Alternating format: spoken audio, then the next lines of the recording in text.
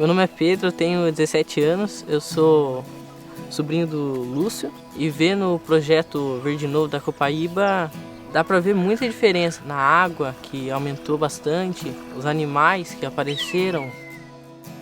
A gente tá vendo as mudanças climáticas aí acontecendo. Preservar a natureza não é só importante só por cuidar para as próximas gerações, manter uma qualidade de vida boa, mas para manter viva a espécie humana, né?